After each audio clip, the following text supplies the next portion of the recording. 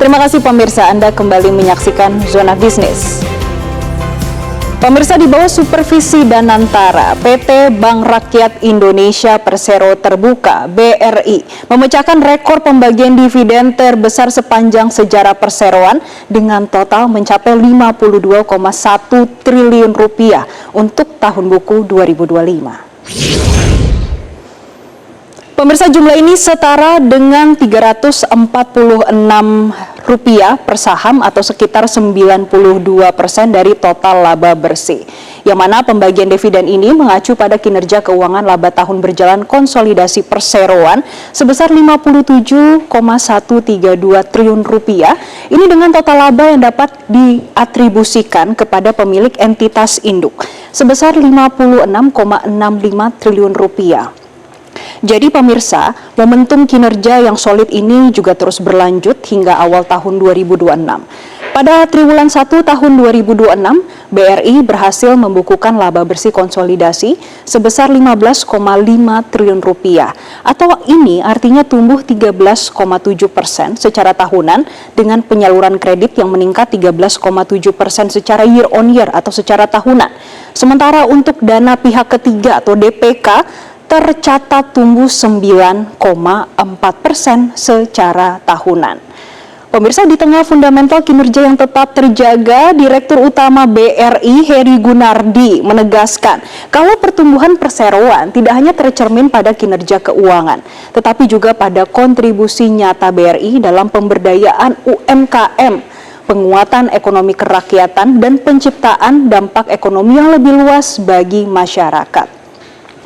Kemudian pemirsa, tentunya ini mendapatkan apresiasi, yang mana apresiasi terhadap langkah transformatif bank-bank BUMN ini juga datang dari Chief Operating Officer atau COO Danantara, Doni Oskaria, yang menyebut kinerja positif Bank Himbara ini menjadi pilar dalam mendorong pertumbuhan ekonomi nasional, terutama melalui pembiayaan yang lebih besar kepada sektor-sektor produktif dan juga kerakyatan, termasuk industri manufaktur, hilirisasi sumber daya alam, serta berbagai sektor yang mampu menciptakan lapangan pekerjaan dan meningkatkan daya saing nasional.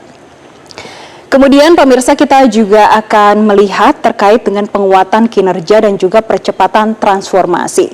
Jadi dalam fase baru pengelolaan di bawah Danantara, BRI juga terus memperkuat kinerja dan juga mempercepat transformasi.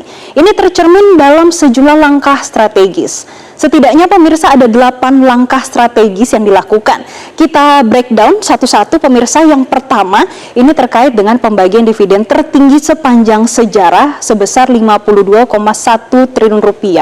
Yang mana capaian ini tidak hanya menjadi yang tertinggi sepanjang sejarah BRI, tapi ini juga sekaligus mempertegas konsistensi perseroan dalam menjaga profitabilitas, menciptakan nilai bagi pemegang saham dan juga memberikan kontribusi nyata bagi perekonomian nasional. Ini yang pertama pemirsa. Kita akan melihat yang kedua. Ini terkait dengan transformasi Brivolution Reignite, yang mana ini dirancang untuk memperkuat fondasi dari bisnis, meningkatkan efisiensi, serta memastikan kalau BRI ini tetap relevan dan juga kompetitif di tengah perubahan lanskap ekonomi dan juga teknologi. Yang ketiga pemirsa, kita melihat bagaimana rebranding dari BRI yang artinya juga mempertegas posisi satu bank untuk semua. Yang keempat, cost of fund yang turun ke 2,3% yang mencerminkan efisiensi pendanaan yang semakin kuat. Selanjutnya pemirsa, yang kelima, penyaluran KUR BRI yang terbesar yang tembus hingga Rp84,36 triliun. Keenam, BRI juga memperkuat akses hunian rakyat dengan penyaluran KPP BRI yang tembus Rp9,5 triliun. Ketujuh, DNA kerakyatan tetap kuat, yang mana BRI konsisten untuk memperkuat pemberdayaan UMKM dan desa. Kedelapan, pemirsa, ini yang terakhir, yang mana BRI Group kian semakin solid, entitas anak menyumbang 25,1% laba konsolidasi. Di bawah supervisi Danantara, yang mana penguatan ekosistem BRI Group tercermin dari kontribusi perusahaan anak yang hingga akhir triwulan 1 tahun 2026 membukukan laba sebesar Rp3,89 triliun atau ini setara dengan 25,1% dari laba bersih konsolidasi BRI.